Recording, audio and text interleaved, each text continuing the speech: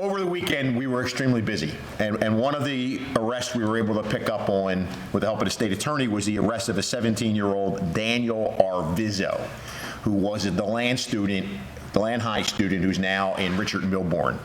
And what happens is, well, on Sunday, July 30th, about 3:06 p.m., we get called to an address for an unresponsive 17-year-old in the city of DeLand. When we get there, obviously this 17-year-old has expired. There's a white powdery substance in his room, and there's a cell phone. Detectives automatically go to work tracking down the person on the other end of that cell phone. There's a string of text messages in there. In one of the text messages, our victim complains about how potent the last batch of stuff he bought from this guy was, and you need to warn him next time. So detectives then go out and conduct a car stop of this little cherub. And that's what Andrew's going to play. In this car stop, we recover fentanyl and weed. Hey, show your hands! Show your hands! Show your hands! Step out of the car now. Come here. Go ahead. Turn around. You have cuffs on you? Yeah. You got anything on you? Clear. No. All right, don't move. Give me a pinky.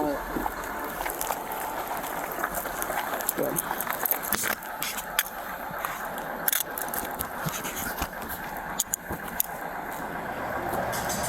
So clearly he's an aspiring pharmaceutical salesman.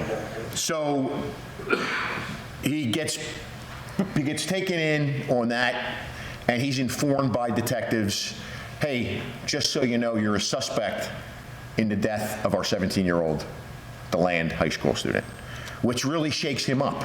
He gets really nervous because on July 19th, we have reason to believe that he sells or provides to a bunch of teenage girls in DeLand High School with a vape pen that is laced with something that we don't know. Because on July 19th, evac is called to DeLand High to transport this freshman student to the hospital because after she vapes on there, she gets really, really, really sick.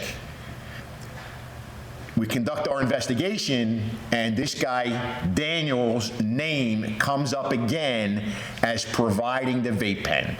So at that point, we got with the state attorney's office, they issued what's called an OTIC, or an order to take into custody, because somebody else is going to die.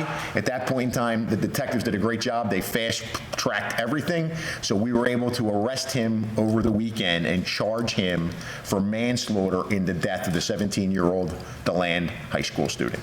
The cause of death was listed as fentanyl toxicity. Clearly, this guy is supplying. That's where he makes his money. He's a 16-year-old kid, 17-year-old kid, and everybody knows where to go to buy stuff from this guy. And from the conversations, he supplies it all. Adderall, weed, you name it, he supplies it. And unfortunately, we have a 17-year-old that's dead because of it.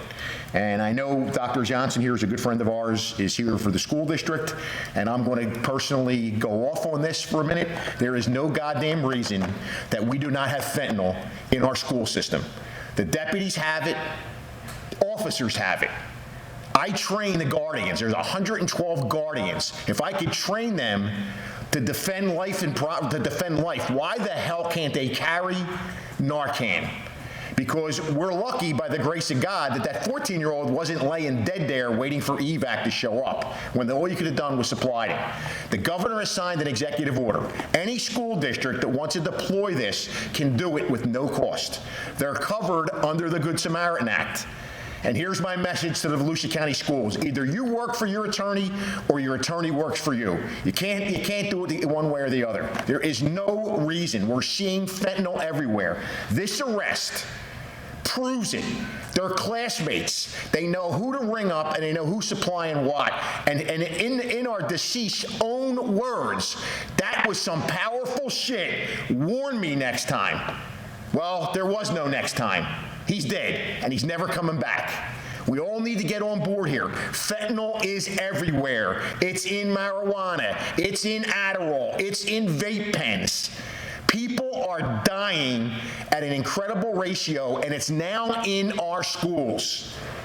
So we all need to get together and knock this shit off before some kid loses their life because somebody doesn't want Narcan in schools. We give it away. We gave Narcan away. Volusia Recovery Alliance gave away 2,100 of these boxes at the last concert.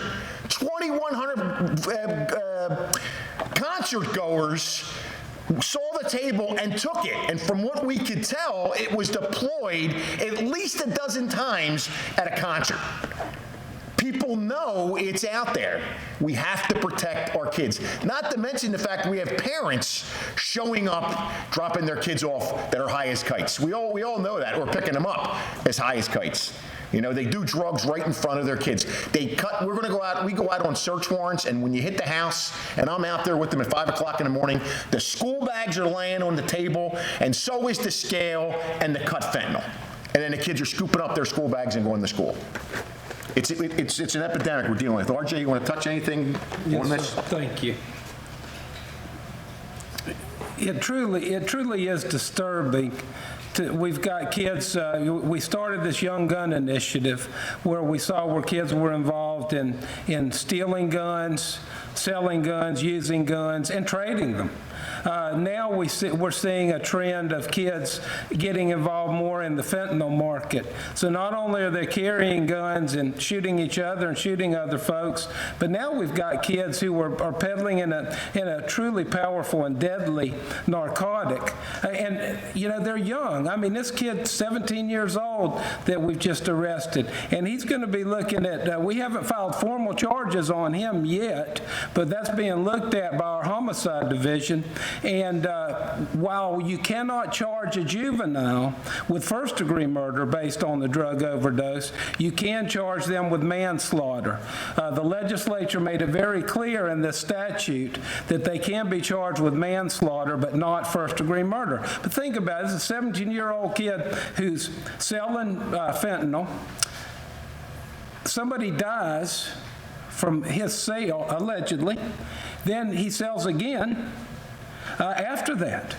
I mean, it's almost like there's no conscience or no conception or perception of how deadly the drug is, but more importantly, how deadly it's going to be for these folks for the rest of their lives. I mean, this kid's 17, and he's looking at serious charges and serious time in the Florida State prison system if he's convicted. Sheriff Chitwood and his crew do an outstanding job of investigating and bringing cases to us that we can prosecute. We work hand in hand with them. I want to applaud them and thank them for the hard work they do every day.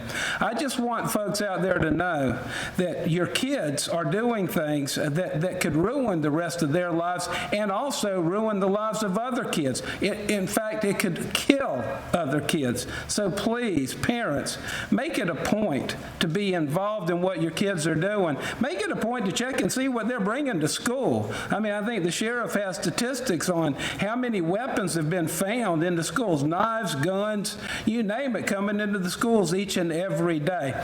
This is a problem that won't go away without community involvement and participation and aggressive investigation and prosecution. We're going to do our part, and we're asking parents and the rest of the community to do their part so we can put an end to this senseless and tragic death and the lives that are ruined because people are making terrible decisions that are going to haunt them for the rest of their lives. Thank you for giving me an opportunity, Sheriff. Well, don't go too far. Yes, sir. To transition to that, we'll talk about the Young Guns Initiative. I do want to say this, that we talk to other sheriffs in the state, other police chiefs. This isn't Volusia County alone. This is something we're seeing in schools throughout America when you see what we're going to talk about. This just isn't isolated here. It's just not us. You talk to other sheriffs. We met with the juvenile folks in Seminole County, and we listened to horror stories that are being told over there.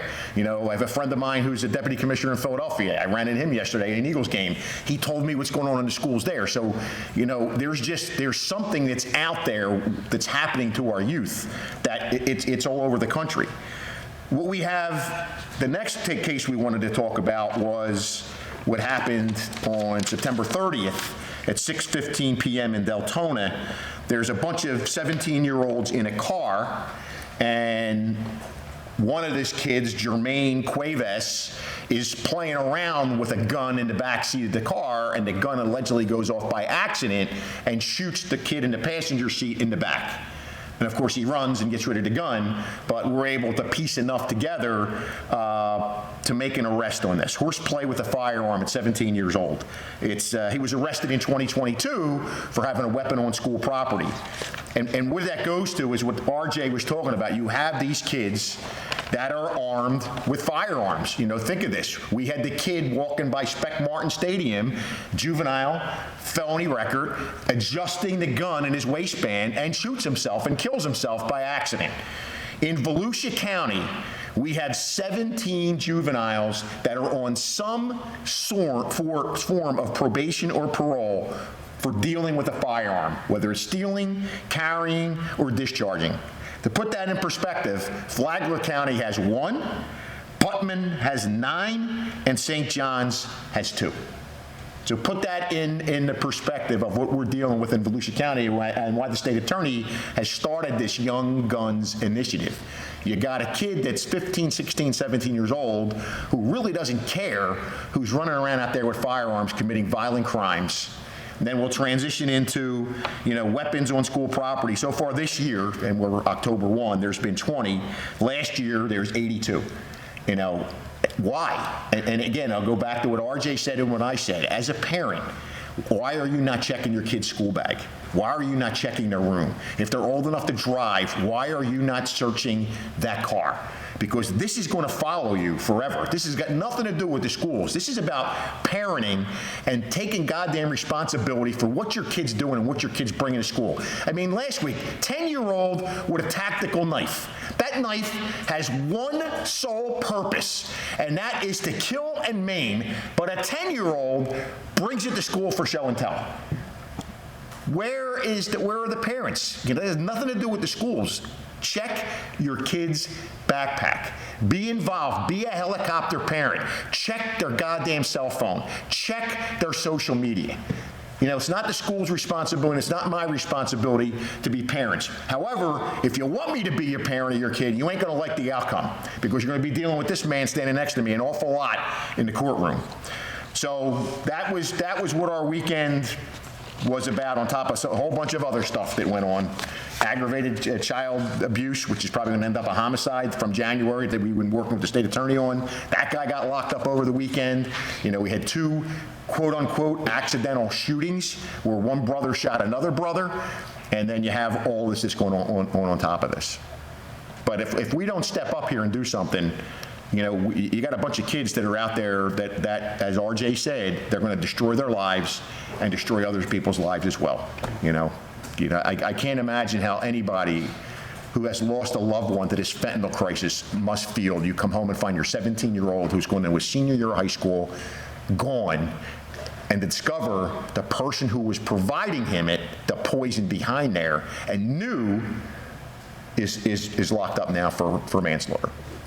So, you guys got any questions for us? Was he ever, for the vape pens in the school, was he ever charged for that? No, that's creating a conundrum for us, because we didn't get notified until the incident occurred on 9/19. That's when fire rescue was deployed to DeLand and they transport the young lady to the hospital. We got notified, I think, on 9/28. And then we interview her. She tells us she was in the bathroom. And I got to, Volusia County Schools, they're putting vape systems in every goddamn bathroom because of, it's so out of control, number one. Number two, because of the damage they do, because they throw the stuff in the toilet, and now you have all kind of damage on top of the vaping. She tells us she was in the bathroom with some older girls.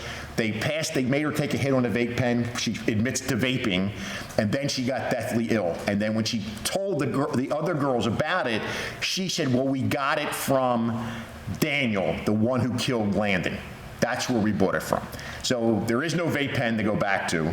We don't know what was in her system, so it's kind of like we're chasing our tail. But having gotten to his phone, we know he's got a lot of customers from the DeLand area. And I will probably go out on a limb and say he was probably, put your finger up if you don't want me to go down there, his supplier is probably in the city of Daytona Beach. Is where the fentanyl is coming in. So, and then you see the cases we work, you know, with the fentanyl seizures that we have, intercepting kilos of fentanyl coming in, and you saw the last big round, the 82 people, Operation Daily Dose. I mean, it's out there, it's everywhere, it's everywhere.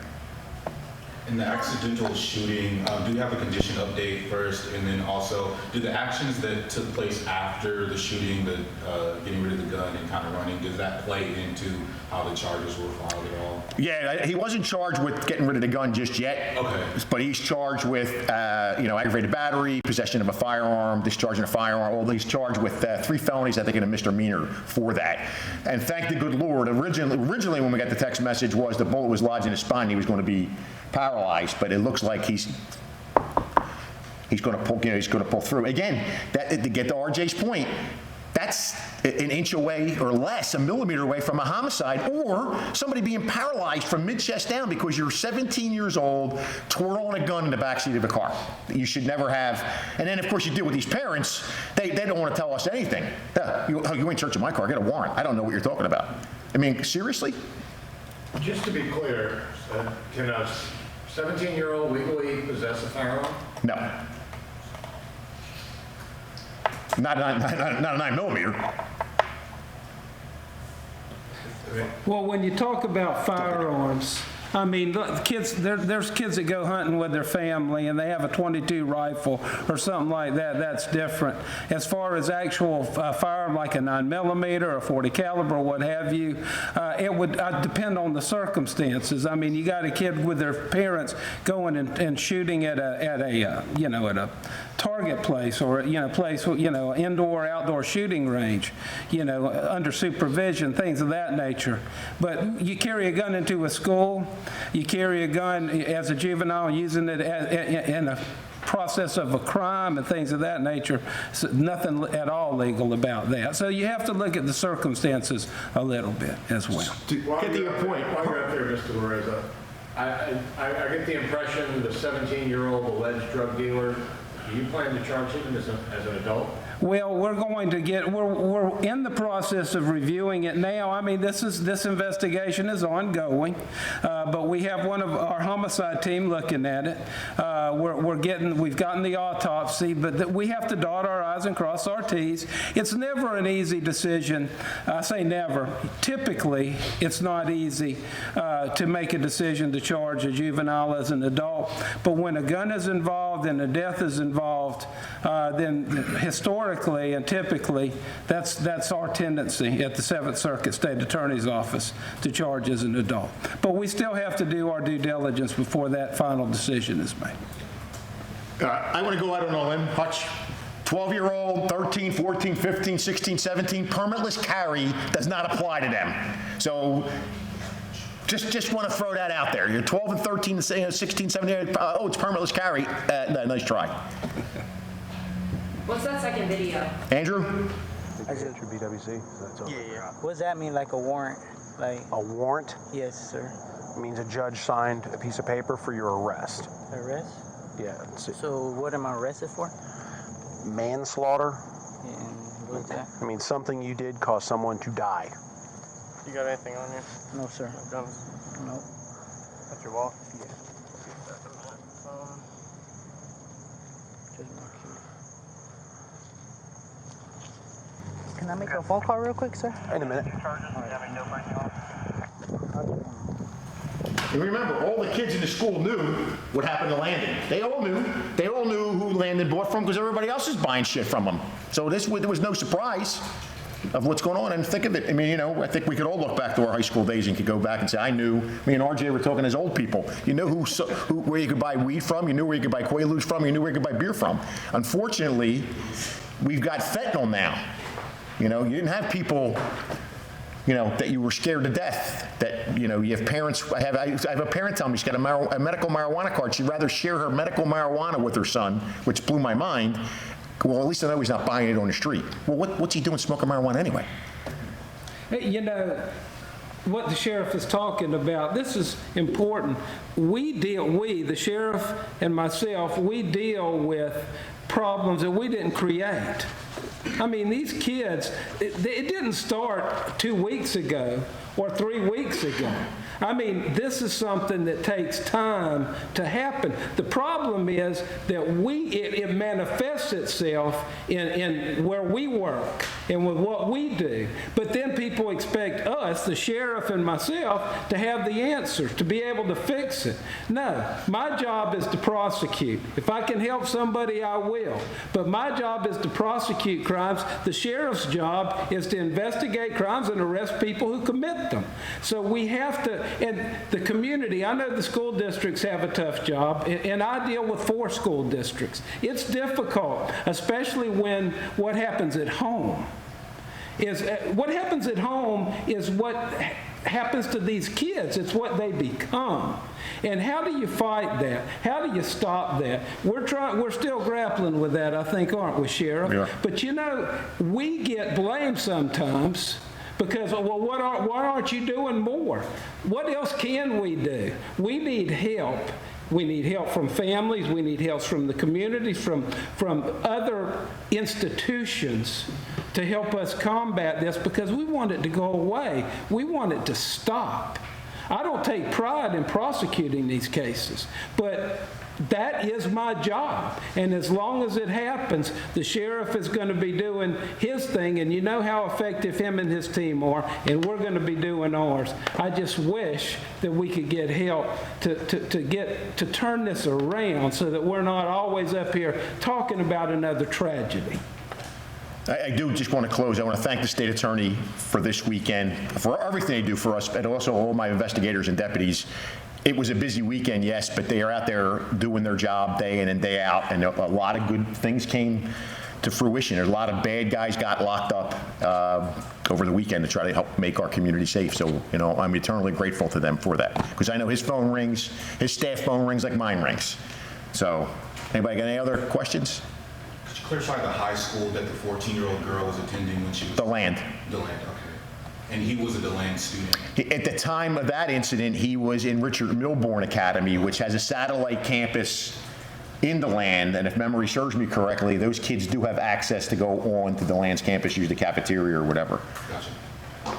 Sheriff, you mentioned that Narcan's not in the schools, and it sounds like we see this all the time. We see these press conferences. All the agencies give it away like it's candy. Why is it not in the schools? That's a question for the school board and for the school board attorneys. I don't know why. We did our due diligence last year. We saw this tidal wave come in. We went, we worked diligently. We got a policy together. The governor signed an executive order letting any school district do it. The governor supplies the Narcan. We supply the training. I train the guardians. It's nose spray, for Christ's sake. It doesn't work on anything but reverse opioids. That's all it does. Yet we give it away at concerts. We give it away on streets. People can come to us and say, hey, I have somebody who's addicted to heroin. Can I get a couple boxes from my home? We give it away there. Why would we think that what goes on in the street isn't what goes on in the schools? Because it's the same exact thing. Mental health, got mental health issues in the streets, got mental health issues in the schools. You know, you got violence on the streets, you could have violence in the schools. It's the same thing. So I just think it's an easy way, and then it's the guardians got it. That's all you need. I do have one last question, sorry. How many students have overdosed or died from overdose this school year? That's the first one. I pray to God it's the last one. Oh. First death, but what about overdoses that they were able to? I haven't seen any reported overdoses to us, but I'd have to go back and do a little research. Obviously, what happened to the 14-year-old, we really don't know, because it was handled as a medical, which I think everybody would think. Somebody says, hey, I was in the bathroom, I don't feel good, something's not right, and you call, that would be a medical thing. But it took 15 days later before it was brought to our attention, and then this guy's name surfaces again, who we already were working with the state attorney's office. You know, everybody thinks, well, I would like to tell you, we average 300 overdose deaths a year in Volusia County. Give or take, a little on the higher side, a little on the lower side, and we don't really get to solve a lot of them because they're so intricate, and I think that's what he was trying to get at. You know, it's not only you have to wait for the medical examiner to come back and rule individual, the cause of death was fentanyl toxicity, there's so many other things that go into play. I mean, you really don't get to see the whole affidavit in there of all the work the detectives got to go in, all the warrants that got to be served, all the technology to corroborate everything and put people in places. It's a lot. It's a lot. And again, if you know, just telling you, if it's an older person who's got health issues and multiple drugs in their system, how do you prove that it was fentanyl that killed them? We all know it probably was the fentanyl that killed that person, but they got a bad heart, you know, they're an alcoholic, they're chronically using drugs, and then, you know, now they're dead, and that's a hard one to get a charge on because there's so much across the board on that. Where here you have young kids that are doing it. And of course, RJ said it best. I think he said something about they have no sense of anything. There's no empathy. You know, you sold, you know, and I could be a little more liberal than he can because he has to say alleged, but you know that you killed that kid. You know that. And what do? You're right back out selling again. They're right back out, right in the mix, peddling that junk. And if you put any veracity into any statement, yo, bro, that shit was super strong. Warn me about that next time. I was high for 50 minutes. So you know what you're selling.